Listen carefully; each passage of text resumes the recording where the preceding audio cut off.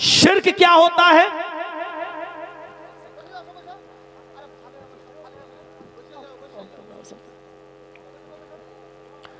अब शिर्क देखिए, वही 4-5 लोग आपको पकड़े हुए हैं, जबरदस्ती पकड़े हुए हैं, आपको मार भी रहे हैं और ये कह रहे हैं कि तू मुझे सजदा कर, मैं सरदार हूं इस कौम का, या ये मेरे सरदार हैं मेरे कौम के, इनको सजदा कर। जब तक तू इनको सजदा नहीं करेगा मैं तुझे नहीं छोड़ूंगा। अब देखिए,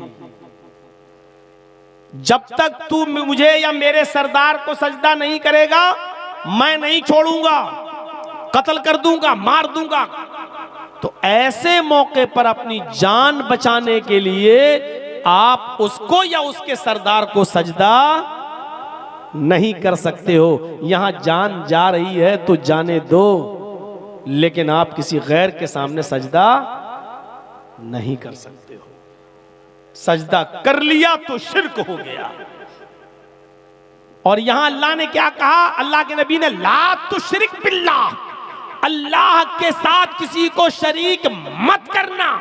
इन कुतिलता औ हुर्रिकता, अगरचे तुझे कत्ल कर दिया जाए या जला कर कोयला बना दिया जाए, राख कर दिया जाए, अपने जिस्म को राख करवा लेना, लेकिन किसी गैर के सामने सजदा नहीं करना। अल्लाह का इनकार करके जान बच रही है तो बचा लेना, लेकिन गैरुल्लाह को सजदा करके अगर जान बच रही है तो मत बचाना। अपने आप को कत्ल करवा लेना, अपने आप को मार ले, अगर वो टुकड़े टुकड़े करें और जलाएं तो जलवा लेना, लेकिन अल्लाह के अलावा किसी गैर के सामने सजदा ना करना। यही बात कह रहे हैं अल्लाह के नबी मुआज इब्न जबल से, आए मुआज ला तुशरिक बिल्लाहि शैयन इन कुतिलता औ हुर्रिकता। आए मुआज, हालात किसी भी तरीके के हों, चाहे कितने नागुफ्ताबे हों, और तुमसे शिर्क कराया जा रहा हो, तो कभी भी किसी भी हाल में अल्लाह के साथ कुछ भी शिर्क शरीक मत करना। इन कुतिलता औ हुर्रिकता, अगरचे कत्ल कर दिए जाओ या जला दिए जाओ। पहली चीज। दूसरी चीज पर आइए, हर मुसलमान गौर करे, शिर्क करता है कि नहीं करता है? बचो इन जुमलों से। कभी कभी हम लोग कह देते हैं ना, ओफो क्या डॉक्टर है यार, उस डॉक्टर ने मेरे बाप को बचा लिया। ओफो मेरा बेटा कितना बीमार था, उस डॉक्टर के पास दवा लेने गए, उस डॉक्टर ने मेरे बेटे को मरने से बचा लिया। निकल जाता है हमारे मुंह से, लेकिन बचो इन जुमलों से। एहतियात पर तो आपको यह कहना चाहिए, क्या शिफा दी है अल्लाह ने उस डॉक्टर के हाथ में, उसकी दवा में। एक खुराक कोई खाता है, अल्लाह उस डॉक्टर की दवा से शिफा दे देता है। अल्लाह ने उस डॉक्टर की दवा में ऐसी शिफा दी कि मेरे बाप बच गए, मेरा बेटा बच गया। ये जुमले बोलिए। जहां आपने ये बोल दिया, क्या डॉक्टर है यार, उसने तो ऐसी दवा दी, मेरे बाप को मरने से बचा लिया, मेरे बेटे को मरने से बचा लिया। अरे मेरे बेटा तो आखिरी सांसें ले रहा था, डॉक्टर क्या डॉक्टर है, उसने बचा लिया। कितना बड़ा गुनाह कर रहे हैं, अगरचे हमारे दिल में नहीं है, लेकिन शिर्क चींटी की चाल से ज्यादा बारीक है। हमारे घर में कुत्ता पला हुआ है, एक मिसाल दे रहा हूं, रात भर निगरानी करता, चोर घुसने वाले थे, हमारे घर में डाका डालने वाले थे, कुत्ते ने भौंकना शुरू कर दिया, चोर भाग गए, आपने सुबह उठकर कह दिया ओफो, अगर घर में कुत्ता नहीं होता तो चोरी हो जाती। इसका मतलब ये हुआ कि कुत्ते ने चोरी बचाई। आपने कह दिया घर में कुत्ता नहीं होता तो चोरी हो जाती। आप ये कहो ओफो, अल्लाह ने इस कुत्ते की वजह से मेरे घर में चोरी बचवा दी। अगर मेरे घर में, हालांकि घर में कुत्ता नहीं पाला जा सकता है, लेकिन एक मिसाल मैं दे रहा हूं आपको। तो मेरे भाइयों, शिर्क चींटी की चाल से ज्यादा बारीक होता है। ला तुशरिक बिल्लाही इन शैअन इन कुतिलता औ हुर्रिकता, पहली चीज हो गई। दूसरी चीज पर आइए, क्योंकि एक चीज पर हम बोलने लगेंगे तो सारा टाइम इसी में चला जाएगा। आइए दूसरी चीज, हम और आप गौर करें कितना शिर्क कर रहे हैं। पूरे मुसलमान हैं कि नहीं? इस्लाम के अंदर पूरे के पूरे दाखिल हैं या नहीं। अब दूसरी चीज पर गौर कीजिए, मुआशरे का जबरदस्त हिस्सा ही ये, वला तउक़न्न वालिदैक व इन मराका अन तखरुज मिन अहलिका व मालिक। अपने माँ बाप की कभी भी नाफरमानी मत करना। वालिदैक में दोनों चीजें शामिल है, माँ भी और बाप भी। वला तउक़न्न वालिदैक, अपने माँ और बाप दोनों की कभी भी किसी भी हाल में नाफरमानी मत करना। आगे वाला जुमला सुनो, थोड़ा सा बुरा लगेगा, और जो लोग अपने माँ बाप से नाराज हैं उनको तो हकीकत में बुरा लगेगा। हो सकता है कि जलसे से उठ के भागने लगे कि मौलवी मेरी हमारे खिलाफ बोल रहा है। वला तउक़न्न वालिदैक, अपने माँ बाप की कभी नाफरमानी मत करना। व इन मराका अन तखरुज मिन अहलिका व मालिक, अगरचे वो दोनों यानी माँ और बाप तुम्हें हुक्म दें इस बात का कि तुम मेरे घर से अहलो अयाल से निकल जाओ, मालो दौलत छोड़ो, यही रख दो जो तुमने कमाया, भागो यहां से, भागो यहां से। अन तखरुज मिन अहलिका व मालिका, अगर वो तुम्हें तुम्हारे माल से बेदखल कर दें और तुम्हारे अहल वयाल यानी बीवी बच्चों से भी बेदखल कर दें, तो तुम्हें अपने बीवी बच्चों को छोड़ना पड़ेगा और अपना कमाया हुआ माल भी छोड़ना पड़ेगा, इसलिए कि तू भी और तेरा कमाया हुआ माल भी तेरा नहीं है, ले अबीक तेरे बाप का है। अगर बाप ने तुझे पैदा नहीं किया होता तो तू कहां से कमाता। तो अल्लाह के नबी सल्लल्लाहु अलैहि वसल्लम ने फरमाया, इन्नका व मालुका ले अबीक, तू भी और तेरा माल भी तेरे बाप के लिए है। अगर वो कहे जा बीवी बच्चे छोड़ भाग यहां से, मैं तुझे निकाल रहा हूं अपने घर से, तो बीवी बच्चों को छोड़ के भाग जाओ, निकल जाओ। वो कहें कि सारा माल जो तुमने कमाया छोड़ो, यहां पर रख दो यहां, और फिर तुम्हें निकाल दें, तो तुम्हें अपना माल भी छोड़ना पड़ेगा। अपना माल क्या छोड़ोगे अपने बाप को? बाप की तो वरासत पे तो फल फूल रहे हो, बाप के मरने का इंतजार कर रहे हो कब मरे और ये हिस्सा हमें मिले। मेरे भाइयों, वो अपना माल बाप के लिए क्या छोड़कर भागेगा। यहां मां बाप का मकाम और मर्तबा बताया जा रहा है कि कितना ऊंचा है, कि कभी भी किसी भी हाल में उनकी नाफरमानी नहीं करना है। हजरत इब्राहीम अलैहिस्सलातु वस्सलाम अपने बेटे इस्माइल से मिलने गए बहुत दिनों के बाद। वो मुल्के शाम में थे, जब उनसे मिलने के लिए गए, दरवाजे को खटखटाया। इस्माइल अलैहिस्सलाम की बीवी ने दरवाजा खोला। इस्माइल की बीवी नहीं जानती थी कि ये मेरे शौहर के बाप हैं, यानी मेरे ससुर हैं, मालूम नहीं था उनको। और इब्राहीम अलैहिस्सलाम ये जानते थे, जब ये औरत ने दरवाजा खोला तो ये मेरे बेटे की बीवी ही होगी। पूछा, बेटी मुझे इस्माइल से मिलना है। बहू ने जवाब दिया बुजुर्गवार से कि इस्माइल तो घर पे है नहीं, वो तो जंगल की तरफ गए हुए हैं, घर में खाने पीने को कुछ नहीं था, इसलिए शिकार करने के लिए गए। कोई जानवर जो हलाल होगा उसका शिकार करके लाएंगे तब खाना बनेगा, वो घर पे नहीं है। इब्राहीम अलैहिस्सलाम ने बात ही बातों में पूछ लिया, बेटी घर का गुजर बसर तुम्हारा कैसा चलता है, क्या हाल है तुम्हारे घर का? कहने लगी, बहुत बुरा, इंतहाई गरीबी में मेरी जिंदगी गुजर रही है।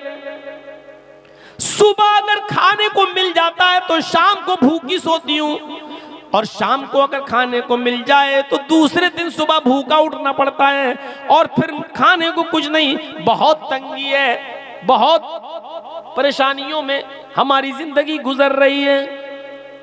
इब्राहीम अलैहिस्सलातु वस्सलाम ने कहा, ठीक है बेटी, अब मैं तो जा रहा हूँ, आया तो था तुम्हारे शौहर से मिलने, लेकिन तुम्हारे शौहर तो मिले नहीं, अब मैं जा रहा हूँ। जब तुम्हारे शौहर घर पे आ जाएं, ये नहीं कह रहे हैं कि मैं यानी मेरा तुम्हारा शौहर या मेरा बेटा घर पे आ जाए, ये नहीं कह रहे हैं, बल्कि क्या कह रहे हैं, जब तुम्हारा शौहर घर पे आ जाए तो उससे कहना कि एक बूढ़ा आदमी आया था, एक बुजुर्ग आदमी आया था, वो तुम्हें सलाम कहकर गया है और उसने ये भी मशवरा दिया है तुम्हारे घर की चौखट ठीक नहीं है, अपने घर की चौखट बदल दो।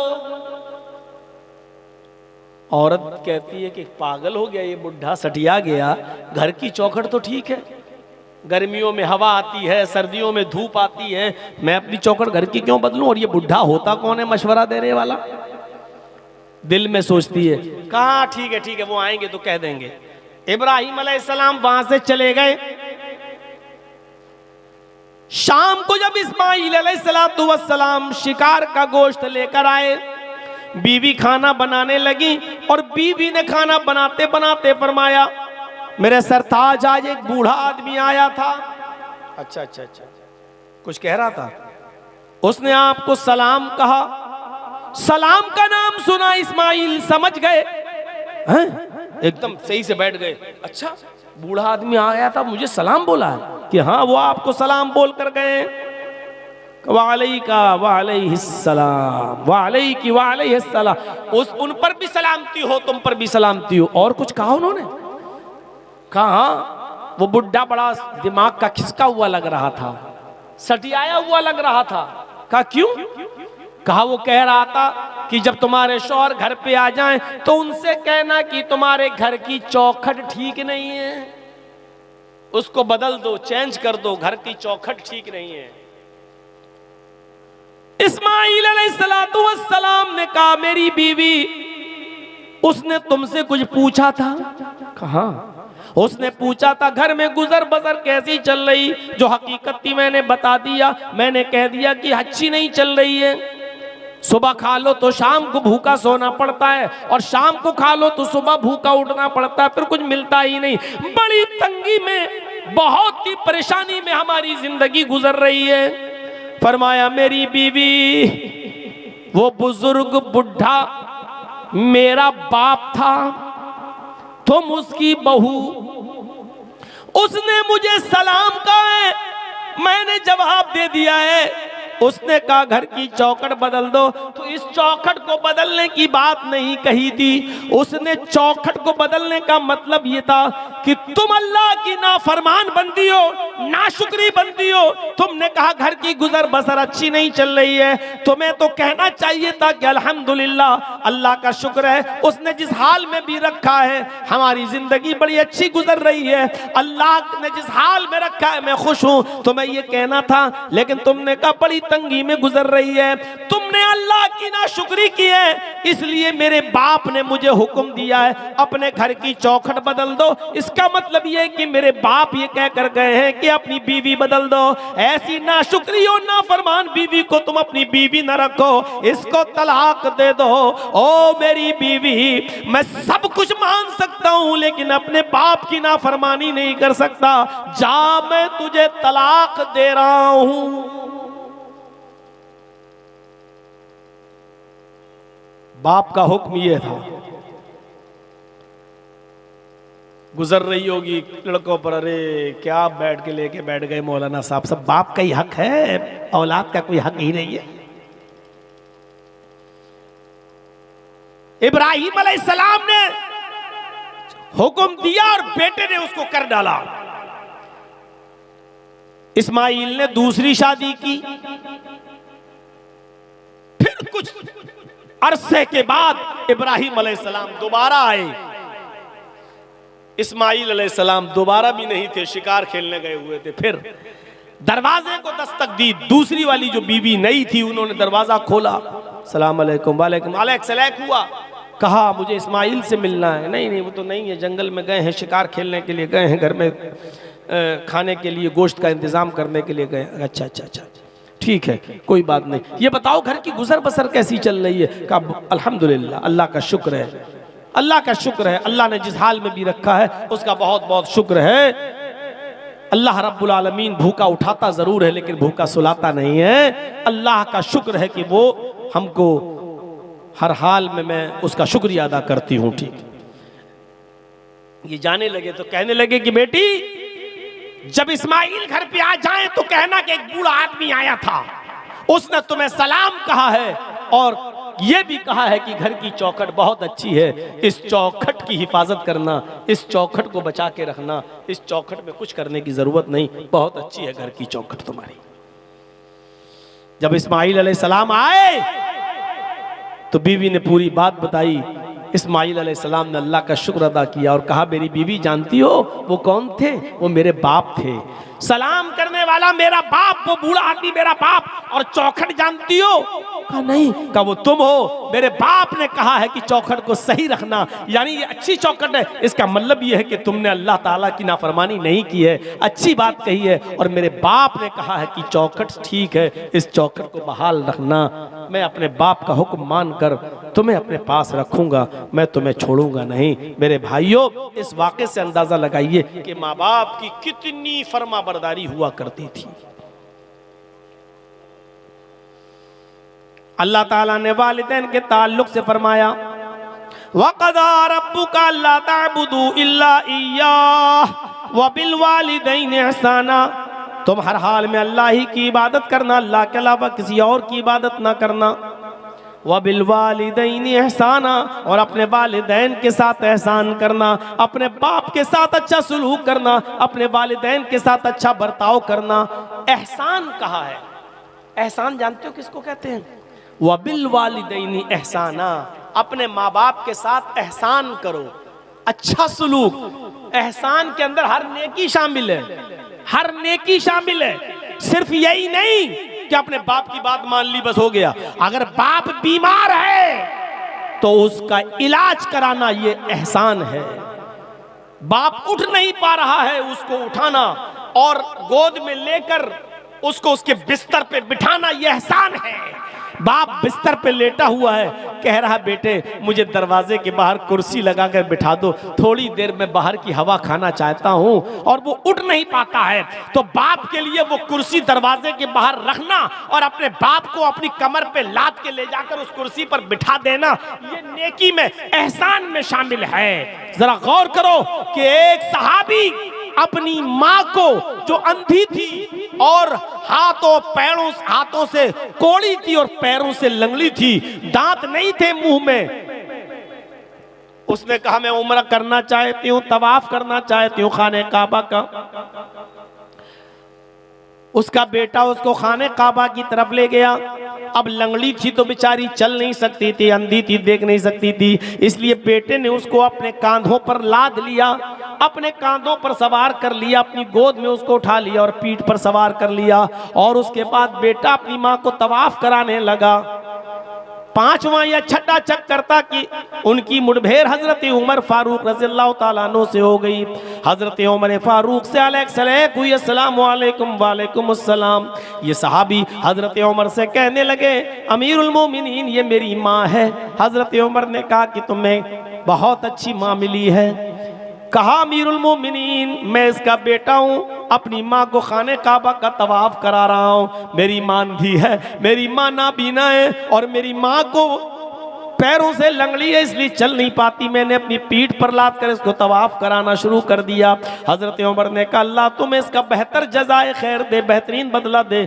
उस शख्स ने कहा अमीरुल मोमिनीन मैं अपनी माँ को अपने हाथ से खिलाता हूँ, अपने हाथ से खाना बनाकर तैयार करता हूँ, अपने माँ के कपड़े में अपने हाथ से धुलता हूँ, अपने माँ की गंदगी को लैट्रिन और पेशाब और पायखाने को भी मैं साफ करता हूँ। मेरी माँ ने तवाफ करने की ख्वाहिश की तो मैं उसको लाया और मैं अपनी पीठ पर लाद कर अपनी माँ को तवाफ करा रहा हूँ। क्या मैंने अपनी माँ का हक अदा कर दिया जो कुरान और हदीस में माँ का हक बताया गया है? क्या मैंने अपनी माँ का हक अदा कर दिया? हजरत उमर फारूक ने हंसते हुए फरमाया तुम हक की बात कहते हो कि तुमने अपनी माँ का हक अदा कर दिया? अरे सुनो, जब तुम्हारी माँ तुम्हें पैदा कर रही थी, जब तुम्हें जन रही थी, जब तुम उसके पेट से बाहर आ रहे थे, जब तुम्हारी माँ तुम्हें पैदा कर रही थी और दर्द की वजह से जब वो कराह रही थी, दर्द की वजह से जब वो रो रही थी और उसकी आवाज आह करके निकल रही थी, जब तुम अपने माँ के बदन से बाहर आ रहे थे और वो दर्द से कराह रही थी, चीख रही थी, वो चिल्ला रही थी, उसके मुंह से जो आह निकली थी पहली आह, पहली चीख जो उसके मुंह से निकली, अभी तो तूने उस पहली आह का भी हक अदा नहीं किया। तू अपनी माँ की पूरी जिंदगी का हक अदा क्या करेगा? तूने तो अभी अपनी माँ की पहली आह का भी हक अदा नहीं किया। पेशाब पायखाना साफ करने वाला लड़का, अपने हाथ से खाना बनाकर माँ को खिलाने वाला लड़का, अपनी पीठ पर लाद कर खाने काबा का तवाफ कराने वाला बेटा, और इस हाल में हजरत उमर कह रहे हैं कि जब वो तुझे पैदा कर रही थी और दर्द की वजह से चीख रही थी, अभी तो तूने उसकी पहली आह का भी हक अदा नहीं किया। नौजवानों जरा सोचो, माँ और बाप का दर्जा कितना बड़ा है, उसका मकाम कितना बड़ा है। हम इस्लाम में पूरे के पूरे दाखिल हैं। क्या हम अपने माँ बाप की ऐसी खिदमत करते हैं? क्या हम माँ बाप की ऐसी सेवा, ऐसी खिदमत कर रहे हैं? ऐसी ऐसी औलाद, तारीख के औराक पढ़िए तो ऐसी ऐसी औलाद गुजरेगी कि बाप भी जेल में और बेटा भी जेल में। बाप की उम्र 90 साल और बेटे की उम्र 50 साल। बाप भी जेल में और बेटा भी जेल में, लेकिन दोनों पक्के नमाजी। बेटे ने देखा कि मेरा बाप जेल के अंदर है और 90 साल की उम्र है और नमाज एक भी वक्त की नहीं छोड़ता है, और मैं भी नहीं छोड़ता हूं, और जेल में ठंडा पानी मिलता है, सर्दियों की सख्त रात है, सर्दियों की इस ठंडी रात में ठंडे पानी से वुजू बनाते वक्त मेरे बाप को बार बार एलर्जी हो जाती है, नज़ला होता है, जुकाम होने लगता है, उसको फीवर आ जाता है। तो क्या करना चाहिए? उसका 50 साल का बेटा रात में ईशा की नमाज के बाद अपने बाप को बिस्तर पर सुला देता था कि तुम सो जाओ, फजर में उठना है। बाप उसी जेल के अंदर सोने लगता और बेटा तांबे के लोटे में पानी भरता, बेटा तांबे के लोटे में पानी भरता और उस पानी को, उस लोटे को अपने पेट से लगा लेता, और सुबह फजर की अजान तक, फजर की नमाज तक उस लोटे